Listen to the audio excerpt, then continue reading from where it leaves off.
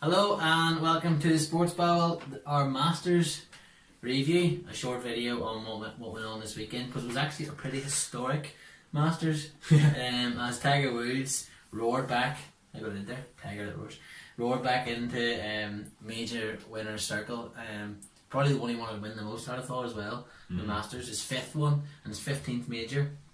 And Tiger Woods mania has taken over the world. Yeah. And the world of sport, not in this house though. But yeah, we'll just start there because it's obviously the talking point of the Masters. But he's back winning. At times yesterday in the final round, it looked like Molinari was going to go on and just blitz everyone. He was getting called a robot by a lot of the American sports journalists. Yeah, they obviously didn't want him to win. No, and it wasn't a nasty way. They were just saying like he's just unflappable, but nope.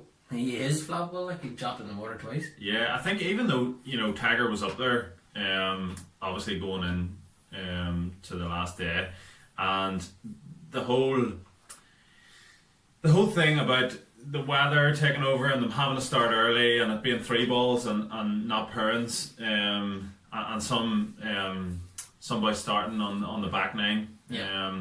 That whole thing made it seem like it wasn't the Masters, that it wasn't Sunday at the Masters at Augusta, and there's a very special pattern. Everything happens because it's always Augusta, and because everything always looks as precise as it does. Things are supposed to go a certain way at the Masters, and they didn't on Sunday, and it sort of threw it up in the air a wee bit, and it would have been more suitable probably for Tiger, I would have thought, if everything did go normally and everything did go the way it was supposed to go, like it did back in the day, that when everything went its way, Tiger won the Masters. And that's what people would have been used to, seeing Tiger in the final group on a Sunday. But there was all that interruption, and there was the fact that Tiger had never come from behind to win a major, which is ridiculous, I think. That just shows you how dominant he was back when he was, dominant, winning, so many majors in his prime. And Molinari was probably the perfect guy to stop him, because he was, people fancied him, definitely. When he was 2 shots ahead on the final day, you would have thought there's no other guy I would trust more than Frankie Molinari to see this out. Ice in his veins. You saw it in the Open last year, you saw it in the Ryder Cup, and people just thought it was going to be the same. Like even the first hole yesterday, like Molinari overhits it and it bounces well on the green, and like I'm a massive Molinari fan, and I really do not like Tiger Woods. Brilliant golfer, arguably the greatest golfer of all time, just a brick. But he was like Molinari overhits it, and you're thinking, oh no, he only bogeyed once the whole weekend. This is going to be it now. He's going to bogey it, bring it back to within one. It could even have been a 2-way swing because Tiger Woods, his tee shot had gone so well, but then he managed to overhit his second, and the ball rolled on, and Molinari drops it for a massive power shot. And the thing with Molinari going in to Sunday, there had been no other Masters winner, I think, who had shot less than 5 birdies, or 5 bogeys, sorry. Yeah, nobody had ever won it, and who'd had less than, or anyone that's won it's had less than 5 bogeys. More than 5 or more, yeah. And he only had 1 going into the Sunday, which was a joke, and then he had 2 double bogeys in his final round. And it definitely was the Tiger effect that got Molinari, because his golf game never suffers. The conditions were the same for them all, and the thought going into the final round was, if Molinari makes a mistake, they'll all make a mistake, because it's not down to Molinari, it's down to some other factor. But the factor was Tiger, and it was the fact that the patrons, as they're called, around Augusta, were all behind him. I mean, you saw on, it was maybe when Brooks Koepka was teeing off on 15, and Tiger had just sunk a birdie putt on 14, and he had to hit a shot with the crowd cheering because they wouldn't shut up, and they were all looking across the 15th tee box to see what they could see on the 14th green, because it's all about Tiger. When he's on form, there's nobody else they care about. Do you think golf needed this as much as people are saying? Yeah. I would probably go with that, because it seems that it's definitely fired it back into a lot of people that wouldn't really pay a lot of attention to it. It's definitely fired back into their vision. Yeah, as you know, they said yesterday, this will be on the front pages and the back pages.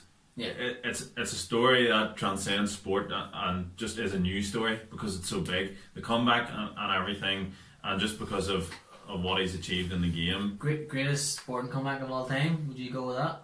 I think I would. It's an interesting debate. We should get the other lads as well. There's one stand behind the camera that won't come on. We should get their opinion on it too. I need to look about it. There was a couple that were being mentioned as well. It's an unbelievable comeback, by the way. I would never try to take that away from Tiger Woods or whatever. I just can't stand it. But there was Ben Hogan was being mentioned about how he was in that plane crash and he came back to win 6 majors. Nicky Lauda, almost burnt alive, came back and won the Formula 1 World Championship title. There's been a few different ones. There has. Certainly, it's the one that in our lifetime that nothing else really comes to mind that overshadows it. And I think you saw a different Tiger. You saw, yes, the ruthlessness, and he didn't smile, I don't think, for the whole of the final round. He was focused, but he didn't have that steeliness that he had before, and people probably thought, he needs that to win. But when he obviously made the putt to win the tournament, you saw the release of it. It really was a release. When he looked up and he just released all the energy and the big smile, and then he saw his kids. It's a different Tiger, and it's a different way to win probably. But so impressive. Do you think he can go on and win the rest of the majors this year? That's a big ask. There's one golfer's going to do it. It's probably going to be him. Yeah, there's no reason that he probably can't. But I mean, he's won around Pebble Beach before, and I forget where the PGA is. He's won there as well before, and then obviously we have Royal Portrush, which I would love to be at. I'm still trying to get there. Johnny trying to sort it out. But there's no reason why he can't. But this field, they were speaking about Jack Nicklaus and his unbelievable achievement. Obviously, Tiger's trying to catch up with him now, with the major counts. But was there the same level of golfer around in Nicklaus's day as there is now in Tiger's day? Probably not. No. I mean, you don't want to undermine the achievement, but Jamie Donaldson, I think, was speaking about it. The top 15 in the world, I don't know if the rankings are right, but who the top 15 golfers in the world are, could all, on any day, win any of the majors. Yeah, and even there's select few as well outside that. The top 30 could all win a major. Yeah. But there's top 15 that every major could literally win it on a challenge for it without a doubt. Yeah. Look at Koepka, I think, has won 3 of the last 7 he's played in. Yeah. And he was close again. Finau, Molinari, McIlroy can on his day. I should probably talk about McIlroy. We will do, yeah. But yeah, and all those Americans as well. Spieth made a run on Saturday. It was ridiculous after shooting 4 over the first 2 days. DJ. Yeah. Ricky Fowler as well put together a good round. Ian Poulter. There's so many of them that can win it. That's why I think it'll be tough for Tiger. And I don't think he, after winning the Masters, I don't think he's going to be sort of his ruthless. I think he'll be satisfied with that. Just to put all those sort of. There's a video of him watching all the people who said that he'd never win a major again. And just to put that all to bed, I think he'll be happy with.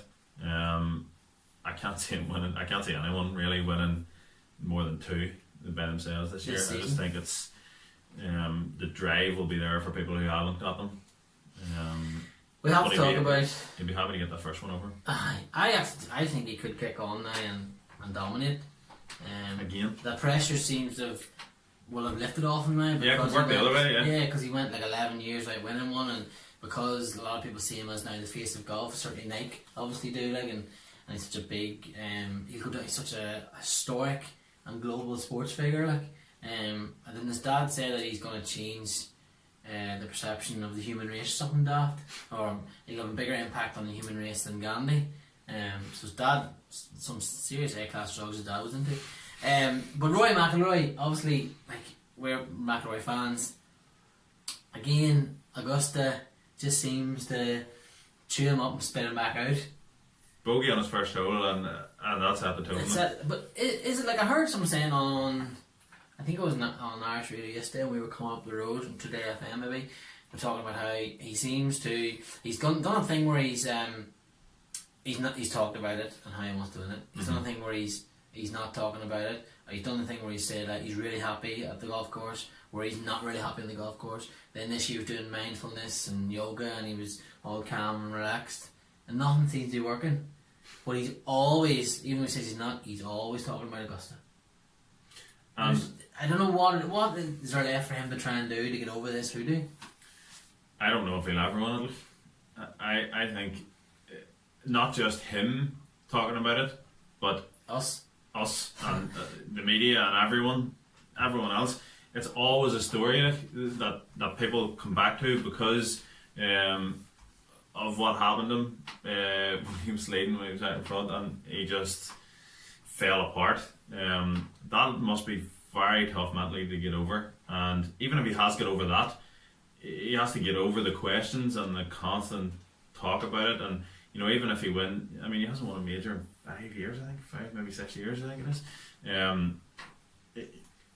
He should be happy winning other majors, because there's such a focus on the Masters, and I don't think he'll ever get there, just because there's negative connotations every time he goes there. He's nothing positive to cling on to from Augusta, and it's not gonna, the golf course is not gonna change either. No, it stays exactly the same. It changes the pins the odd time. They might relay the greens, they might change a bit of the tee boxes, but every hole is more or less exactly where it was the last time.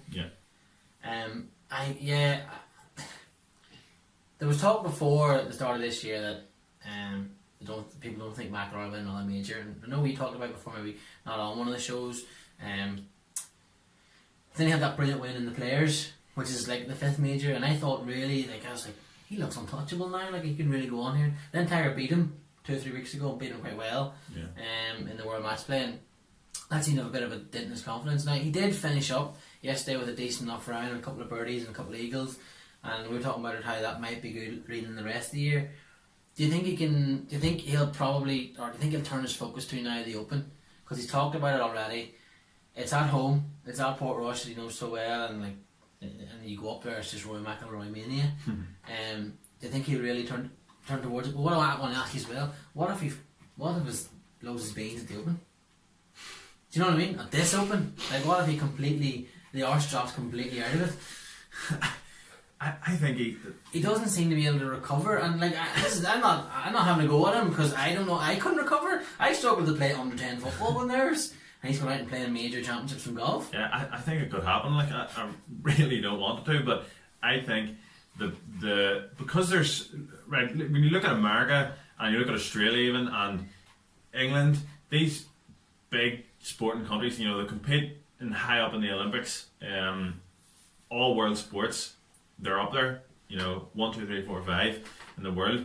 We don't get those athletes in this part of the world, so when we do get one, all the pressure goes on them.